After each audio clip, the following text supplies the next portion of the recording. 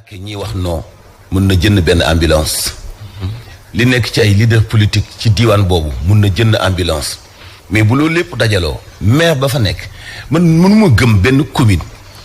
commune boo xam ne am na maire te maire bi amul vision pour mën a jënd benn oto bu méngoo ak yoonu woowu adopté wu ak climat bi nekk foofu pour ña fa nekk bu ñu tawat boo xam ne dafa laaj urgence ñu mën leen a déplacer ci loo xam ni ay diggante 30 kilomètres 50 kilomètres 100 kilomètres loolu du voyage loolu am oto bu koy daw yomb na xam nga ni oto bii ñu wane sànq bu ñuy wax naan bu dawee ñaari yoon panne bu awee ci yoon bi panne non seulement yoon bi baaxul mais oto bi itam kon màgget na. oto bi itam daanaka comme état wu charrette la am. te ñu ngi koy gis te yëg nañu ko te foofu xoolal Linguère li fa nekk ci ay kilifa xanaa benn ñaata ministre ñoo fa nekk. ki nekkoon ministre élevage daaw fa la dëkk ki ko nekkaat ren fa la dëkk.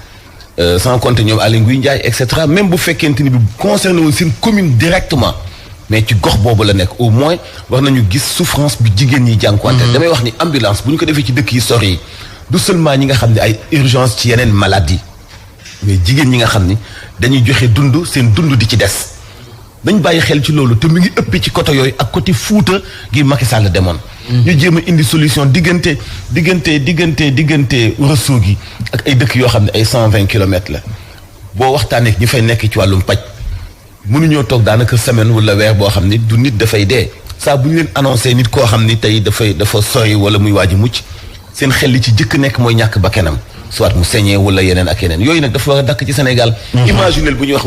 wàllu développement wala émergence dëgg taux de mortalité maternelle dafay wàññeeku bu baax a baax mais réew mu gàññeegul ci wàllu santé communautaire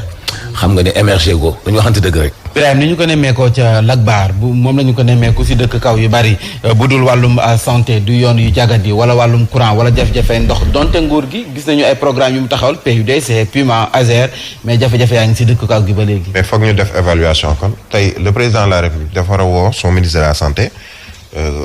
ne ko leen laa la sant mooy fii le 15 jours wala 20 jours wala 1 mois defal ma l'état des lieux ci lu jëm ci yan dëkk. wala gox ñoo amul ambulance. yan dëkk ñoo amul médecin wala yenn spécialiste ci wàllu kër docteur yan dëkk ñoo amul nangam yan dëkk ñoo amul nangam dem nag sur du concret c'est-à-dire fii nemmeeku nañu ne ambulance ba baaxul wala amuñu ambulance ñu wutal leen ambulance wutal leen lu jëm ci wàlluk ambulance mais chaque jour nga gis ñu